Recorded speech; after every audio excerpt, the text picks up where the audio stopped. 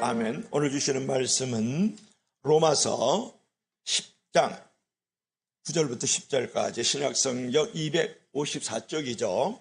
우리가 구원받은 이후에 우리의 삶을 어떻게 살아가야 될 것인가에 대해서 두 번째 생각하는 날입니다.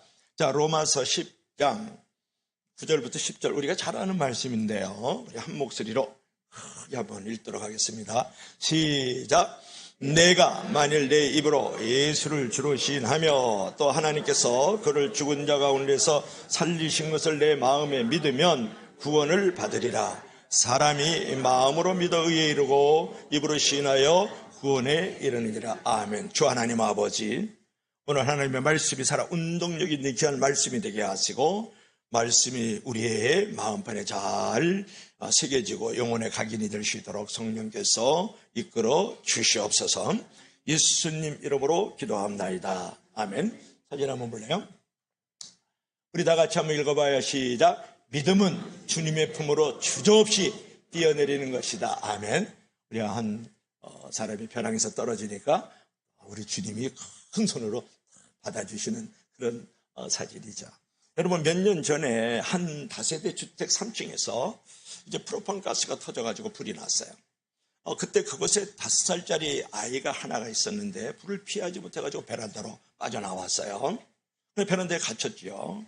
불길이 심하니까 동네 사람들이 그것을 보고서 이불을 들고 나와가지고 아이고 뛰어내리라고 뛰어내려 그랬어요. 그러니까 3층인데다가 불은 막 엄청나게 지금 이제 밀려들고 오니까 이 어린아이가 겁을 내고 뛰어내리지 못하는 거예요. 그때 바로 근처에서 그 아빠가 장사를 하고 있었단 말이에요. 그 소식을 듣고 그냥 먼지 그럼 뭉겨 그럼 일으키면서 그냥 겁나게 빨리 뛰어왔죠. 와가지고 그 아들을 바라면서 애야, 아빠야, 아빠. 아빠니까 나한테 뛰어내려. 그랬더니 5살짜리 아이가 베란다에 3층에서 뛰어내렸어요. 그래서 아빠의 품으로 타야 아빠가 확 받아줘서 어린아이가 구원을 받았다. 어린아이가 살아나게 됐다. 아빠의 품 안에서 말이죠.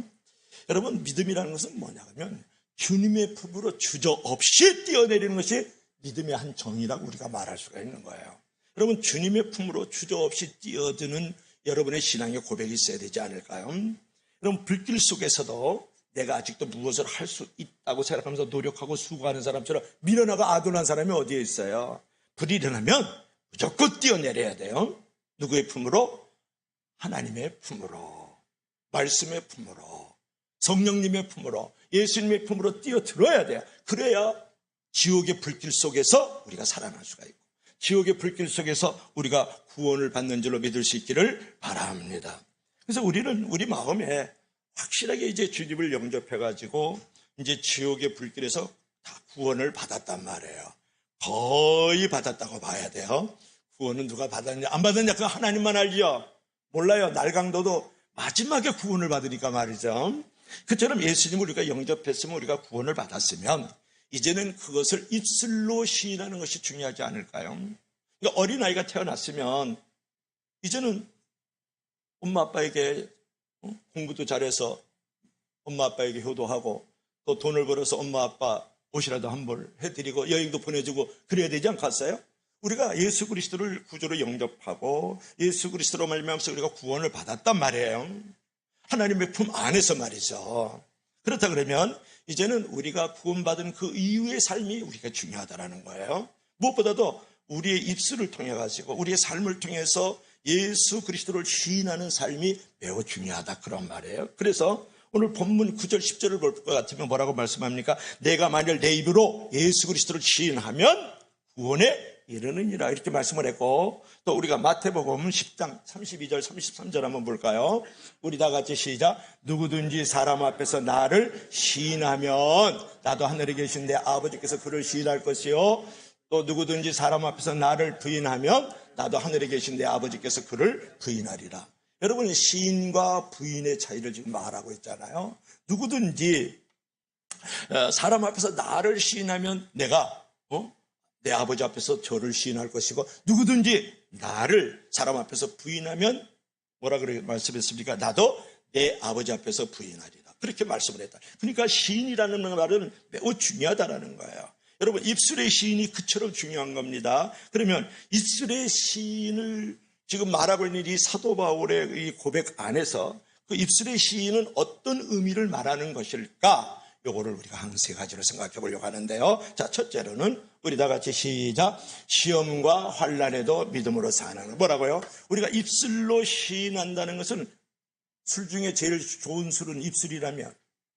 근데 우리가 입술로 시인한다는 것은 정말 입술로만 말하는 것을 하는 것은 아니고, 입술로 시인한다는 그 안에는 어떤 것들이 포함되어 있느냐 그러면 어떤 시험과 환난에도 믿음으로 사는 것을 갖다가 입술로 시인한다, 그렇게 말을 하는 거예요. 여러분, 입으로 시인한다는 말은 입을 열어서 예수 그리스도를 나의 왕, 나의 주인, 나의 하나님됨을 인정하는 것을 입술로 시인한다, 그렇게 말을 하지 않습니까? 오늘날 사람들은 입술로 시인하는 게 뭐가 그렇게 중요합니까? 쉽죠, 뭐. 예수님이 나의 주인이십니다. 예수님이 나의 구원자십니다. 예수님이 나의 하나님이십니다. 뭐 그거 하는 게 뭐가 어려워요? 입술로 시인하는 게. 여러분, 오늘날은 그렇게 쉽고 편리해요.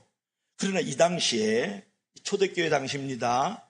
초대교회, 로마가 지금 황제가 있어 황제를 경배하지 않으면 다 죽어나가는 그때예요. 초대교회 때는 입술로 나는 예수님을 믿습니다 그러면 잡혀 죽는 때를 말하는 거예요. 그래가지고 내가 예수님을 믿습니다, 예수님이 나의 주인이십니다, 이렇게 입술로 시인하면 짐승의 밥이 되는 거예요. 그리고 십자가에 매달려가지고 거기다 기름을 부어가지고 화형을 시켜요. 그래서 깜깜한 밤중에 거리에 불쏘시개로 쓰임받을 때라고요. 그뿐만 아니고 내가 예수님을 나가 주인으로 왕으로 섬깁니다 라고 입술로 시인하면 평생 지하 무덤에서 살아야 될 때란 말이에요. 여러분, 그처럼 당시의 분위기에서 입술로 시인한다는 것은 결코 작은 의미가 아니라는 거예요. 쉬운 의미가 아니라는 것을 여러분 알아야 돼요. 오늘날은 종교의 자유가 있잖아요. 뭐 예수님을 믿든 뭐 석가모니를 믿든 간에 어떤 일에 대해서 우리가 구겨지지 않아요. 어떤 일을 당해도 우리가 위협을 당하지 않거든요. 근데 이 당시에는 생사를 가르는 거예요. 죽느냐 사느냐, 예수 그리스도를 입술로 시인한다는 건 말이죠. 그뿐만 아니고 구원의 유무가 달려있다. 구원을 받느냐 못 받느냐, 이게 달려있는 거예요. 그처럼 여러분, 생사의 갈림길에서 선 심정을 가지고 주님을 내 주님으로 여러분 고백할 수 있어야 진정한 크리스찬이다, 그렇게 우리가 말할 수 있는 거죠. 여러분, 그런 의미에서 신앙은 모험이잖아요. 나의 어떤 안락함, 나의 안전함, 나의 평안함을 내어 챙겨쳐 버리고 오직 주님만이 나의 주인이시다는 고백을 할 수 있는 것이 진짜 신앙이고 진짜 그리스도인이라고 여러분 생각하지 않습니까? 어떤 위험과 어떤 고난을 무릅쓸지라도 주님을 끝까지 붙들고 살겠다라는 것. 그러니까 진짜 신앙은 나의 안락함과 나의 안전함과 나의 평안함을 포기하는 거예요. 그것이 진짜 입술로 예수 그리스도를 주라 시인하는 것이다, 그런 말이에요. 그러니까 우리가 구원받은 이후에는 반드시 우리가 가져야 될 것은 뭐냐면 어떤 시험과 환난 속에서도 예수님은 나의 주인이십니다, 그분만을 붙들고 사는 것을 붙들고 사는 것이 구원받은 이후에 우리의 삶이 되어야 되는 줄로 믿을 수 있기를 바랍니다. 우리가 이제 가끔 우리는 찬양하자. 주님 뜻대로 살기로 했네, 주님 뜻대로 살기로 했네, 주님 뜻대로 살기로 했네, 뒤돌아서지 않겠네. 그런데 여러분, 정말 주님 뜻대로 살기로 했다고 찬양을 하지만 뒤돌아서지 않고 있습니까? 뒤돌아서고 있습니까? 이렇게 물어보잖아요. 여러분, 실제적인 삶에서 마음과는 달리 포기하고 싶지 못한 것이 너무나도 많지 않아요?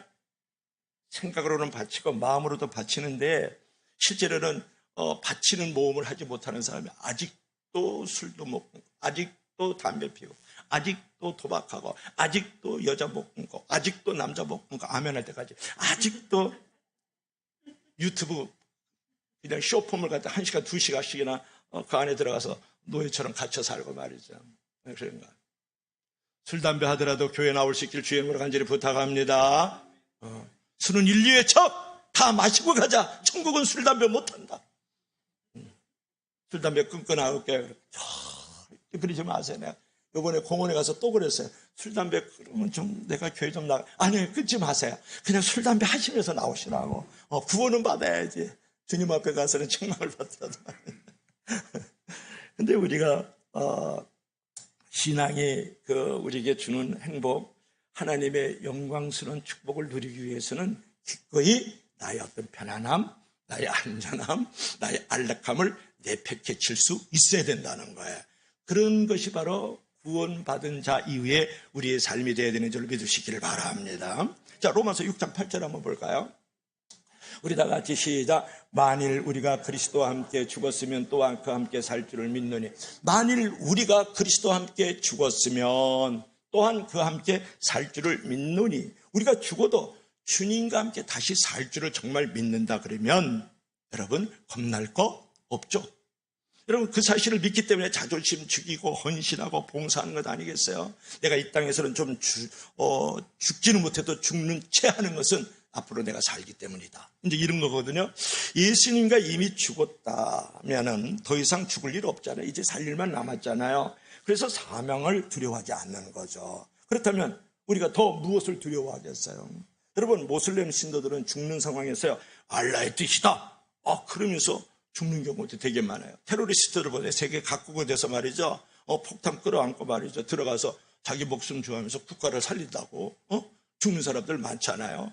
하물며 우리가 영생을 소유한 우리가 죽음을 두려워한다면 어떻게 되겠느냐 그런 말이에요.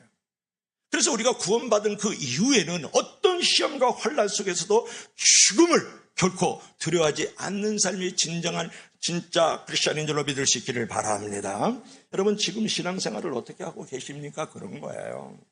의미 없이 혹은 절박함 또는 긴박함 없이 신앙생활을 하고 있지는 않습니까? 아무리 어렵고 힘들어도 나는 하나님을 믿습니다. 그런 입술의 시인으로 고백하면서 준비된 신앙생활을 하고 있느냐 물어보잖아요. 우리는 어떤 장애, 우리의 어떤 자신의 어떤 명예라든지 어떤 출세라든지 안락이라든지 어떤 돈을 위해서 주님을 포기하는 일이 있어야 된다는 거예요. 그런 것을. 그런 일을 포기하지 못하는 성도들이 너무나도 많거든요. 명예 때문에, 출세 때문에, 안락함 때문에, 돈 때문에 예수님 팔아먹고 신앙 양심 팔아먹는 사람 많잖아요. 구원받은 그 이후의 삶은 그렇게 되면 안 된다는 거예요. 그래서 여러분은 아무리 어렵고 힘들어도 믿음의 길을 포기하지 말고 범사에 하나님을 인정하면서 모든 시험과 환난을 극복해 나가는 구원받은 자 이후의 삶이 되기를 주의 이름으로 간절히 부탁합니다. 자, 두 번째로는 뭐가 있을까요? 우리 한번 봅시다. 시작. 헌신과 섬김으로 살겠다는 것. 우리가 이제 구원받은 그 이후에는 이제는 태어났으니까 어떻게 해요? 헌신과 섬김으로 살아야 되겠다. 즉 예수님께서 발을 닦아주시는 모습이네요. 내가 너희를 섬기는 것처럼 너희도 서로 섬겨야 한다. 이렇게 지금 말씀하고 있는 장면을 보고 있거든요. 우리가 이제 입으로 시인한다는 말은 어떤 의미가 있느냐 그러면 성경 한번 읽읍시다. 시작. 사람이 마음으로 믿어 의에 이르고 입으로 시인하여 구원에 이르느니라 10절에 말씀을 했거든요. 우리가 입으로 시인한다는 말은 뭐냐면 신앙을 숨기지 않고 내가 헌신과 섬김으로 적극적으로 삶을 살아가겠다는 의미가 거기에 들어가 있는 거예요. 한번 여러분 이제 입으로 시인하면서 이제 모든 일에 참여하게 되고 연합하는 그런 삶을 만들어갈 때 뭐가 자라납니까? 신앙이 자라나는 시작하는 거죠. 요즘 교회에요. 매이기 싫어하는 그 정체불명의 교인들이 많거든요. 그래서 어떤 목사님은 그런 성도들을 갖다가 UFO라 그래요. UFO는 뭔지 아세요? 미확인 비행물체. 그러니까 큰 교회든 작은 교회든 간에 이제 그 교회에서 있잖아요. 매이기 싫어하고 교회에 이렇게 참여하기 싫어하고 이제 그런 사람들을 갖다가 미확인 이제 비행물체라 그래요. UFO라 그래요. 요즘 유행하는 거 있죠. 가난한 성도라 그러죠. 안 나가 성도들. 그리고 이제 온라인 뒤에서 숨어서 이제 그 배경에서 이제 예배를 드리는 자들. 이제 이런 부분들 예배 안 드리는 사람보다 낫지만 거기는 뭐가 없어요? 헌신이 없잖아요. 거기는 참여가 없죠. 연합이 없죠. 희생이 없잖아요. 대가를 우리 주 예수 그리스도의 십자가에서 당신의 생명을 내어 던지기까지 저주와 흉보를 받으시면서까지 대가를 지불해서 우리를 건져주시고 구원을 해주셨는데 거기에 대가를 하나도 우리는 지불을 안 하는 모습이잖아요. 안 나가 성도들, 이제 교회 가난한 성도들 또는 온라인 성도들 말이죠. 또 미약인 비행물체처럼 숨어서 신앙생활하는 사람. 거기 가장 문제는 뭐냐 그러면 희생 안 하겠다는 거예요. 대가를 지불 안 하겠다는 거예요. 싸구려 신앙, 값싼 은혜에 젖어 있는 신앙을 말하는 거잖아요. 제가 오늘 이제 새벽 기도가 주일날은 없으니까 일찍 일어났어요. 일찍 일어나가지고 목사가 뭘 보겠어요 주일날. 그래서 텔레비를 켰어요. 텔레비를 켜고 6시니까 시간이 많이 남아서 6시에서 텔레비를 켰더니 기독교 방송이 나오잖아요. 기독교 방송이 나와요. 그러니까 내가 이쪽에는 저쪽 그 명성교회가 나오고 이쪽에는 만나교회가 나오고 이쪽에는 온누리 교회가 나옵니다. 큰 교회가 다 장악을 했더만요. 0.1%가 이 기독교 TV를 다 잡아놓은 거예요. 성가대들이 막 나와 있고 막 그냥 막 찬양을 하고 있고 막 그냥 막 사람들이 어디서 이렇게 나왔을까요? 막 그냥 개미떼같이 그냥 우구르구르구르 그러면서 도적 소굴처럼 사람들이 와구라구라 하더라. 그래서 그걸 보고 있었어요. 이제 이렇게 돌아봤죠. 어떻게 하나 이렇게 봤더니 이제 목사니까 그래서 이렇게 봤다가 은혜를 받는 것보다도 그거 보고 있을 때 내가 어떤 복장으로 있었냐가 중요하죠. 텐트 안 넣는 거를 입고 본 줄을 믿을 수 있길 바랍니다. 텐트 넣는 거를 내가 입고 보고는 거야. TV를, 기독교 TV를 말씀상 선포하고 그러는데 얼굴은 다 못생겼습니다. 목사들이. 나보다 달란 목사는 별로 없더라고. 어디 보더라도. 만나게 김병선 목사는 완전 해골 같고 김하나 목사는 완전히 무슨 노숙자같이 머리가 이만큼 길러가 바쁜가 봐요. 교회가 크다 보니까 이게 치릉치릉하고 있고 막 그럽니다. 오늘 우리 교회는 그냥 경로당처럼 늙은이들만 청가대에 앉아있대. 또 그 시간에는. 그래서 내가 내가 늘 생각이 뭐냐 그러면 옆으로 좀 가네요. 저렇게 돈 많은 교회가 이렇게 어려운 시골 교회도 있고 도시에도 작은 교회가 개척교회 있잖아요. 그러면 우리를 보내지 말고 너네들은 이제 애기만 낳아도 부흥이 되니까 그냥 아파트 가운데 집어넣어놨으니까 그냥 주소 담잖아요. 그러면 어려운 교회, 개척교회라든지 뭐 자그마한 교회라든지 이렇게 특별하게 이렇게 뭐 카페교회 그렇게 하는 것들을 그냥 이렇게 돈을 줘서 내가 거기에 나가려면 1,000만 원, 2,000만 원, 3,000만 원 내야 돼요. 골든아워이기 때문에 주일날은. 그러면 그들을 줘서 그냥 작은 교회, 개척교회, 카페교회 이런 것들을 좀 밀어주면 어떨까? 그죠? 밀어주면, 그렇게 보여주면 어떨까? 그럼 그 교회도 부흥이 되고, 이런 교회가 있구나. 이런 것들도 보여줄 수 있잖아요. 대형교회를 보면 모든 성도들과 목회들이 열등감을 가져요. 그냥 저렇게 막, 와, 건물이다. 와, 사람이다. 그냥 설교도 빤듯하게 하잖아요. 일주일 내내 제가 한 20분 읽으면 박사학위 받는데, 그거 설교하기 어려울 것 같아요. 그래 나는 종교 말이죠. 막 전도도 나가고 같이 빵도 먹고 막 라면도 같이 끓여 먹고 막 이러면서 막 침 튀기고 막 이런 것들 막 보여주니까 내가 목회자 같아요. 어저께도 그 토요성을 가지고 전도지 나눠주지 빵 나눠주지 막 어저께는 또 할머니들이 기도를 이렇게 많이 해야 돼요. 아들이 이렇게 돌아갔습니다. 5년 전에 돌아갔고 2주 전에 돌아가셨고 그래서 너무 마음이 뭉쳐있다 그래서 기도를 좀 막 웁디다. 아니 그게 목회자지. 할렐루야. 그냥 무슨 유명 탤런트처럼 말이죠. 또로또 가서 말이지. 이처럼 딱 이걸 멋지게. 그게 무슨 목회자야. 나 솔직히 난 그건 목회자 아니야, 그거. 그거는 강사지. 응, 강사. 믿으시면 다 같이 아멘 하세요. 자기 목사 귀한 줄은 몰라.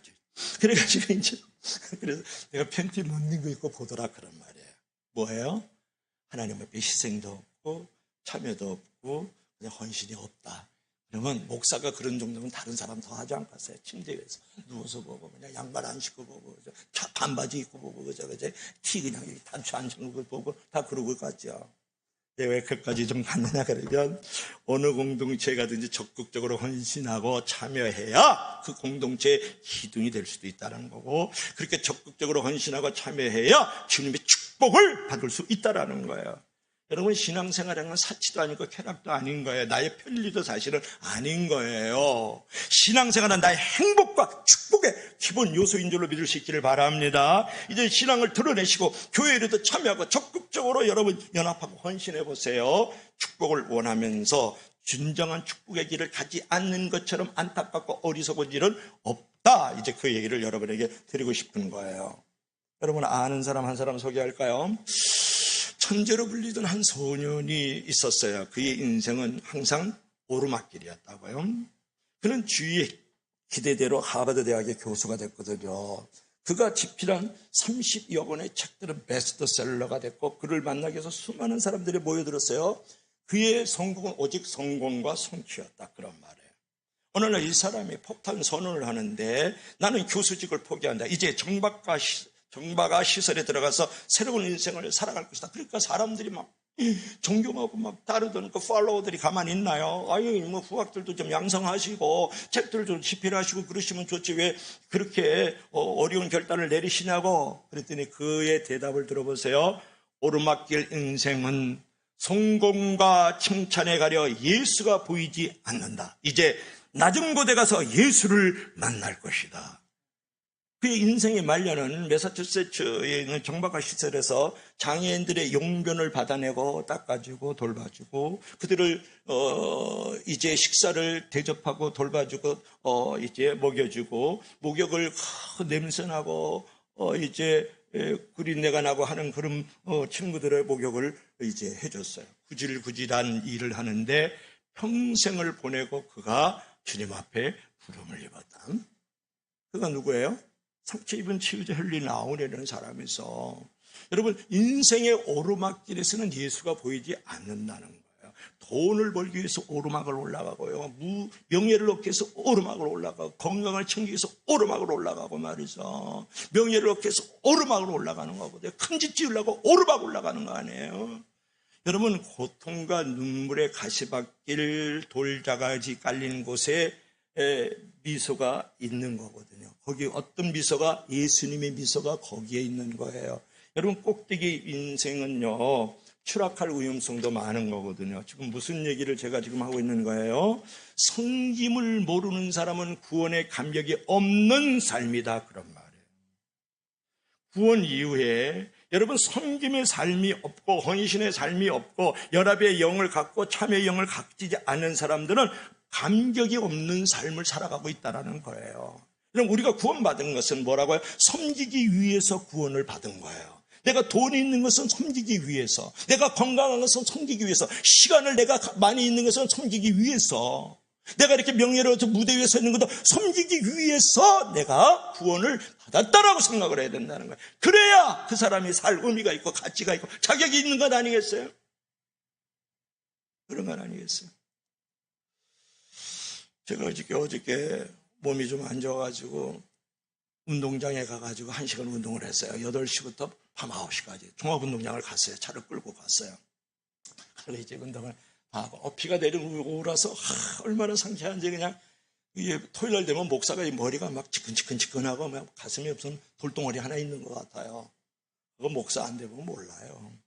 그래서 이제 끝나고 이제 와가지고 차를 끌고 쭉 나와 수주로 사거리로 나왔는데 그 운동장 옆으로 나왔는데 삐용삐용 그러면서 사람이란다. 경찰차가 온 거예요. 나를 쫓아왔더라고요. 그래서 큰일 났다. 이게 내가 왜 나를 쫓? 난 신호등 잘 지켰는데. 그리고 이상하다 그래서 차를 세워 1449 오른쪽에 차 세우세요. 1449 차 오른쪽에 세우세요. 그러는 거예요. 그래서 내가 차 옆에다 딱 그 음미선 옆에다 딱 세웠죠. 그래서 경찰이 딱 이제 젊은 친구들이 충성 내가 딱 인사를 같이 했어요. 그러니까 나오시죠 그러는 거예요. 아니 지금 음주운전을 먼저 하셔야 되겠습니다. 그래. 아니 목사보고 이게 그냥 음주운전을 술 먹었으면 큰일 뻔했어요 그때. 그래서 이제 음주를 먼저 체킹을 하겠대. 그래서 내가 불었죠. 그랬더니 깔끔하신데요. 그래서 근데 왜 이분이 잡은 이유가 있어요. 라이트를 안 켰다는 거예요. 라이트 안 끼는 것도 범칙금 내야 되고 그게 교통 위반이니까 그렇습니다. 그 젊은 친구들이라고 두 분이 돼요. 그렇습니다. 지금 밤중에 차를 몰고 가는데 라이트를 안 켜도 그게 교통 위반입니다. 범칙금을 내야 됩니다만은 그 사람이 나를 알아보더라고. 범칙금을 내는 됩니다만은 음주운전을 안 하셨으니까 그냥 가도록 하겠습니다. 라이트를 켜세요. 제가 깜빡한 거예요. 운동하고 나오다 보니까 막 우리 성도들만 생각하고 막 말씀만 생각하고 막 교회만 생각하다 보니까 깜빡한 거죠. 그때가 머리가 무거울 때니까. 그랬더니 안녕히 가십시오. 그래서 충성 열심히들 하게 딱 그리고 내가 이제 딱 왔거든요. 그때 내가 교훈받은 게 있어요. 캄캄한 밤에는 빛을 비춰야 되는 거예요. 아니면 교통위반인 거예요. 번칙금 내야 된다고. 여러분, 우리의 삶의 자리를 돌아보면 다 캄캄한 거예요. 여러분 가정이 혹시 캄캄하지 않습니까? 오늘 우리 이 동네를 바라보면 좀 캄캄한 게 안 보입니까? 디오게네 있으면 등불 들고 다니나요? 이 나라가 좀 캄캄하지 않습니까? 이 캄캄한 밤에 빛을 비춘다는 것을 뭘 말하는 거예요? 섬기는 것을 말하는 거예요. 기도로 섬길 수 있고, 물질로 섬길 수 있고, 몸으로 섬길 수 있고, 먹는 것으로 섬길 수 있고, 따뜻한 미소 하나로, 칭찬으로 섬길 수 있지 않겠습니까? 여러분, 우리가 섬기는 것이 우리에게 가장 중요한 하나님의 사명이라는 것을 여러분 잊어서는 안 된다는 거예요. 여러분, 구원받은 그 이후에는 우리는 반드시 우리가 섬김의 자리로 나아가는 삶이 돼야만 진정으로 구원받은 자 이후에 열매가 있다는 것을 여러분 말씀을 드리는 거예요.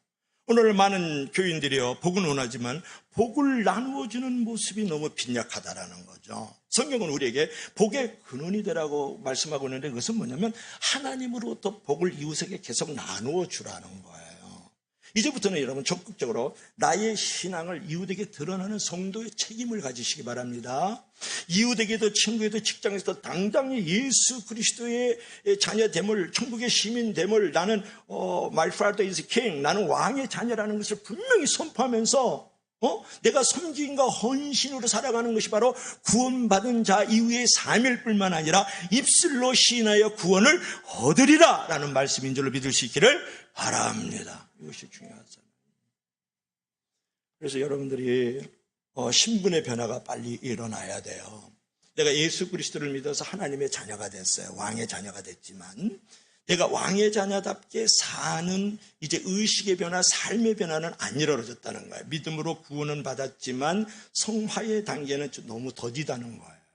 입술로 시인하여 구원을 받는다는 얘기는 뭐냐면 여러분의 신분의 변화가 있었지만 이제는 의식의 변화, 여러분의 행위의 변화, 여러분의 삶과 인격의 변화가 일어나야 된다는 거예요. 이제 어떤 꼬맹이가 왕자예요. 아버지가 임금이야. 근데 몰래 궁궐 밑에 개구멍을 통해 바깥으로 놀러 나갔어요. 아무도 모르게. 그리고 보니까 막 그 꼬맹이가 들판에 가니까 우리 아저씨가 젖을 이렇게 짜잖아요. 젖소를 갖다가 젖을 짜. 아저씨가 이놈, who are you? 너 누구냐? 그러니까 My father is king. 우리 아버지는 왕입니다. 그런 거야. 나의 아버지는 왕이다. 여러분이 누가 물어보면 who are you? 당신 누구십니까? 나의 아버지는 왕이십니다. 이렇게 이제 고백을 하고 사는 사람들이잖아요. 그러면 왕의 자녀답게 살아야 될 거 아니라 난 하나님의 자녀다. 천국의 시민권을 가졌다. 나는 왕의 신하다. 나도 분봉왕이다. 이렇게 살아야 되는데 여러분들 삶을 사는 거 보면 늘 구겨져 있고 위축되어 있고 작아져 있고 무너져 있고 그러면 안 되잖아요. 그래서 우리는 항상 성김과 헌신의 삶으로 하나님 앞에 나가야 되는 줄 믿을 수 있기를 바랍니다. 자, 마지막으로 요거 시작. 긍정과 복음의 전파로 살겠다는 거. 우리가 입으로 시인하여 구원을 받으리라는 말씀은 뭐냐면 긍정과 이제 복음 전파로 이제 살겠다는 건데요. 세상 사람들이 가끔 말하거든요. 예수쟁이들은 말이지 말만 잘한다고. 그럴 때 좀 부끄럽잖아요, 그죠? 말만 하고 실천이 없기 때문에 말의 능력이 없기 때문에 그런 욕을 이제 듣는 거거든요. 우리는 말을 잘한다는 거에서 한 수 더 올라가서 말씀에 순종을 한다는 말을 들을 수 있어야 되잖아요. 그리고 저 사람은 정말 예수쟁이야. 저 사람은 정말 크리스천이다. 저 사람은 정말 왕의 자녀야. 이런 소리를 들을 정도로 우리가 언어가 발라야 돼요. 100kg의 말보다도 1g의 실천이 더 영향력이 있어요. 그러니까 메시지만 알고 있지 말고 메신저가 될 줄 알아야 돼요. 여러분 성령을 받았다고 하는데 아직도 혀가 붙들리지 못하고 불평과 원망이 가득히 늘어난다면 그 성령 받은 것이 아니잖아요. 성령 받은 채 하는 마음만 높아진 거지. 그러니까 그리스도인들은 그리스도인답게 감사의 말, 기쁨의 말, 인정의 말, 칭찬의 말, 고마움의 말들을 막 할 줄 알아야 되거든요. 그러니까 긍정적인 말은 영혼을 살려주는 거예요. 그러니까 입술로 구원을 이루느니라는 말씀은 뭐냐 그러면 이렇게 긍정의 말을 하는 사람을 말하는 거거든요. 그러니까 긍정의 말을 한 사람이나 받은 사람이나 다 은혜 가운데 회복이 일어나고 치유들이 일어나거든요. 어떤 연구에 의하면 인간의 뇌가요, 한 가지 부정적인 말을 들으면 그 상처를 치유하려고 그러면 40가지의 따뜻한 말을 들어야 그 한 가지 말을 치유할 수 있대요. 저는 7마디 말이라고 들었는데 이번에 책을 보니까 40가지라고 되어 있네요. 그 말이 사실이라면 우리가 어떻게 우리 가족에서, 교회에서, 이 사회 속에서 긍정적인 말을 해야 될 것인가를 우리가 사명감을 갖게 되잖아요. 그러니까 어떤 그 엄마가요, 늘 쓰는 말이 있었어요. 빌어먹을 놈. 이런 거예요. 태어나니까 빌어먹을 놈. 너는 영원히 십자가다. 이랬다. 그리고 또 학교 가니까 학교 가서 이 빌어먹을 놈 공부 잘해야 돼. 그리고 또 학교가 열심히 다녔다가 또 100점 맞아가지고 왔다. 빌어먹을 놈. 그래도 100점은 받아왔네. 그리고 이제 빌어먹을 놈. 이번 주에는 서울대 법과 들어가야 된다. 이 빌어먹을 놈아. 그래가지고 이 친구가 그냥 엄마 말이니까 계속 그 말을 듣고 자라면서 사법고시를 법과에 들어갔어요. 그래서 이제 사법고시를 치기 직전에 엄마가 돌아가셨어요. 근데 사법고시를 쳤는데 10번을 쳤는데 1차는 되는데 2차가 안 되는 거예요. 그래 이상하다 그래가지고 우리 조의 심리 상담소 한성 원사님 비슷하신 분을 찾아온 거야. 내가 왜 이렇게 되는지 모르겠다. 왜 이렇게 그냥 사법고시를 10여 차례 봤는데 1차는 되는데 왜 2차가 안 되는지 너무 답답하고 괴로워 죽겠다 내가. 그랬더니 상담사가 하는 말을 들어보세요. 당신은 혹시 살아오는 과정 속에서 이렇게 늘 들었던 어떤 말들이 어떤 트라우마가 있는 거는 없을까요? 그랬더니 이 양반이 그냥 대수롭지 않게 어렸을 때부터 쭉 들어왔던 말이니까 빌어먹을 놈, 이거를 그냥 너무 많이 들었다고 얘기를 하는 거예요. 그러니까 그분이 당신이 그 말에 지금 이렇게 매여 있다라는 거예요. 거기에 지금 갇혀 있다라는 거예요. 당신 이제부터는 빌어먹을 놈이 아니라 벌어먹을 놈이라고 하세요. 벌어먹을 놈. 이제부터 누구든지 만나면 벌어먹을 놈이라고 불러달라고 그러고 너 자신을 위해서도 벌어먹을 놈이라고 그러세요. 그러니까 빌어먹을 놈하고 벌어먹을 놈은 이거 토시 하나 차이가 있잖아요. 그래서 그러다 보니까 가액공부를 시키게 됐어요. 가액공부를 너무 잘 가르치는 거예요. 그래가지고 서울 강남에 있는 거기에 유명한 학원에서 픽업을 했어요. 이 사람이 너무 가액공부를 잘 시키니까 가액공부에서 픽업을 해가지고 그래서 1타 강사가 되는 거예요. 그래가지고 빌어먹을 놈이 벌어먹을 놈이 된 줄로 믿을 수 있기를 바랍니다. 지금 무슨 얘기를 하느냐가 중요한데, 말은 말씀이 있고 말씨가 있고 말투가 있어요. 어떤 사람은 말 가지고 맨날 투정만 부려. 맨날 불투명하게 살아. 불투명한 말만 해. 그렇지만 말씨가 있잖아요. 말씨가 좋네요. 이런 말 들어야 돼. 말은 다 씨가 있다라는 거예요. 그래서 여러분들께서도 이 살아갈 때 말씀을 듣든지 말씨를 잘 뿌리든지 하기를 주의 이름으로 가지를 축복합니다. 그래서 여러분 긍정적으로 이제 말을 하게 되면 나도 축복받고 저기도 축복을 받는 거예요. 그래서 말만 잘하는 사람들이 아닌 말씀에 이제 순종하는 사람들이 돼야 되겠다는 건데, 여러분 한번 생각해 보세요. 어떤 경우에 내가 이렇게 불만과 원망과 이렇게 요즘은 컴플레인 그런 말을 하잖아요. 자꾸 이제 하나님 앞에 이제 대드는 말을 하거든요. 우리의 삶에 어려움이 찾아옵니다. 잘 믿어도 어려움이 찾아오고 기도해도 어려움이 찾아오고 봉사해도 어려움이 찾아와요. 그러나 어떤 일이든지 그 안에는 하나님의 뜻이 있고 하나님의 섭리가 있고 하나님의 선을 이루신 일이 있다고 믿으면 어려움이 있다 할지라도 내가 감사할 수 있잖아요. 칭찬할 수 있죠. 찬양할 수 있죠. 제가 바둑을 좀 두거든요. 바둑을 두는데 요새는 바둑 둔 지가 한 20년 된 건 넘어갔어요. 이제 바둑을 이렇게 두면은 고수가 드는 건 하수가 왜 거기다 바둑을 똑똑 포석을 하고 있는지 몰라요. 하수는 고수가 이 포석하는 것을 모른다고요. 우리가 때로는 고난이 있고 고통이 있고 아픔이 찾아오거든요. 그래도 하나님은 우리보다 10단, 100단보다 더 높은 바둑의 고수와 같은 분이에요. 그분이 왜 고난을 주는지, 왜 우리에게 이런 어떤 아픔을 주는지 모르는 거예요. 근데 그 안에는 반드시 이분은 고수이기 때문에, 하나님은 고수의 하나님이기 때문에 그 하나님께서 그 안에 뜻이 있고 반드시 길이 있고 반드시 위해서 선을 이루는 일이 있다고요. 아주 간단히 얘기할까요? 여러분 요셉을 보세요. 구렁텅이 빠졌어요. 감옥에 들어갔어요. 억울했어요. 그저 당했다고요. 나중에 국무총리 돼서 한 가정, 한 민족, 한 나라를 건져낼지는 아무도 모르잖아요. 정확하게 그게 이제 13년 후에 일어나는 거예요. 17살에 시작해서 13년 후에 다윗처럼 30살에 그 국무총리가 돼서 건져내는 장면. 그 10년 후를 내다보고 하나님이 거기에다가 빠뜨리는 거예요. 그럼 우리는 컴플레인 할 수 있죠. 그러나 그러지 말라는 거예요. 왜냐?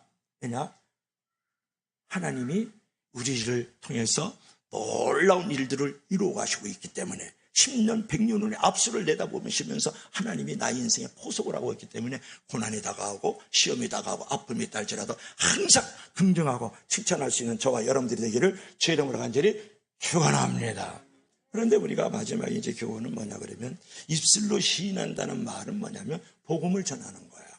복음을. 그러니까 구원받은 자에게 있는 가장 중요한 구원의 증표는 뭐냐 그러면 전도하는 태도거든요. 여러분 로마서 10장의 전체적인 이 맥락은 뭐냐 그러면 구원은 복음 전파를 수반해야 된다는 것을 얘기하고 있는 거예요.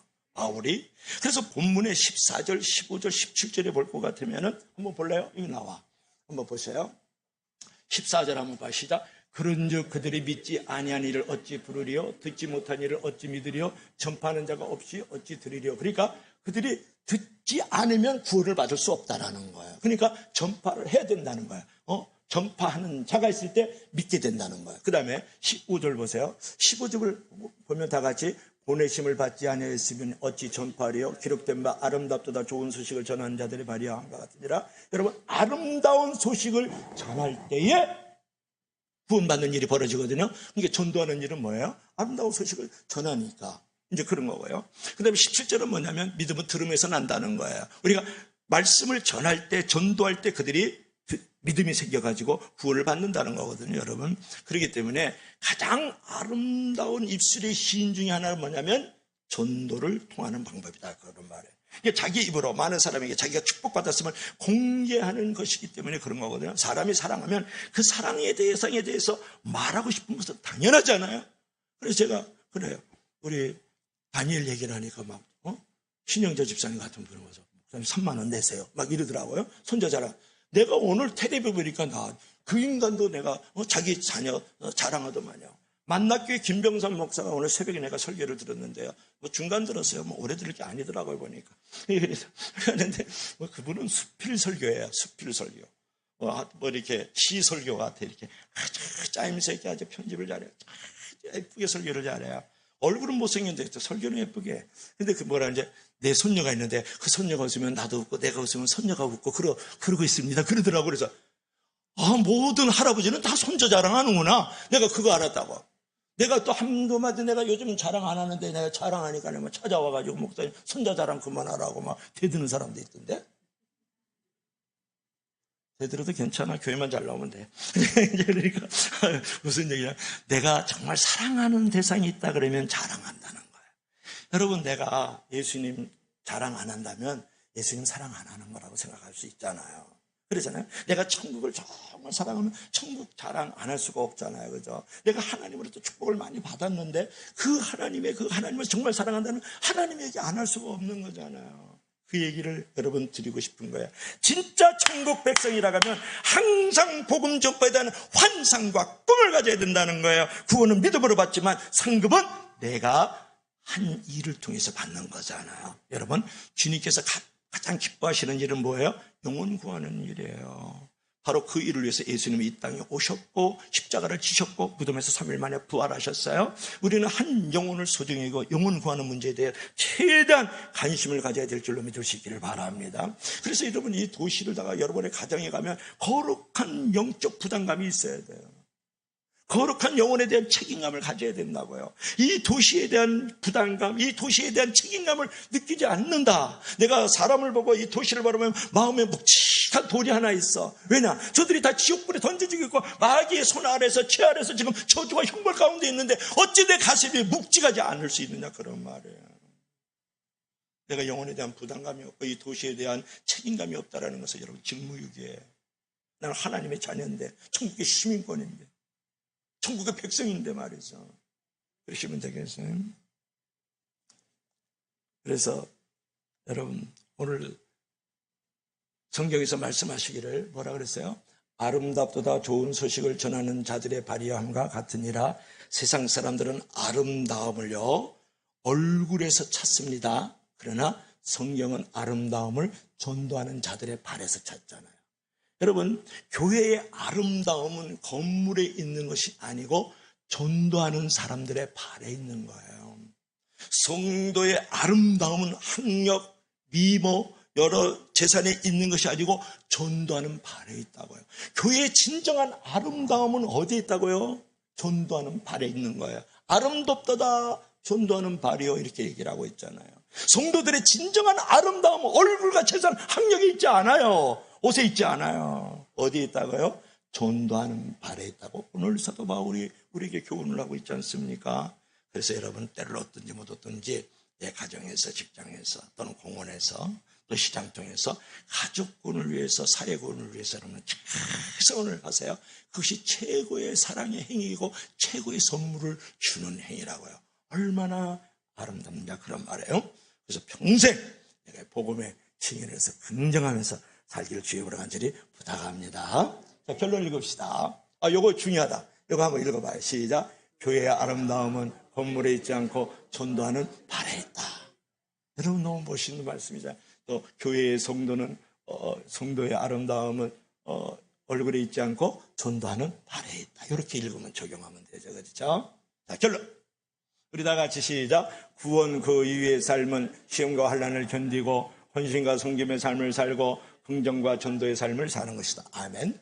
이제 구원 그 이후의 삶에 대해서 지금 2주째 우리가 설교를 하고 있는데요. 이제는 내가 예수 그리스도를 믿음으로 그분의 품 안에 뛰어내렸어요. 그렇죠? 그래서 내가 이제 예수님의 영접을 받았고 내가 구원을 받았단 말이에요. 그렇다 그러면 이제는 구원받은 자 그 이후의 삶이 중요하지 않아요. 그래서 모든 시험과 환난을 견디는 여러분의 삶이 되시길 바랍니다.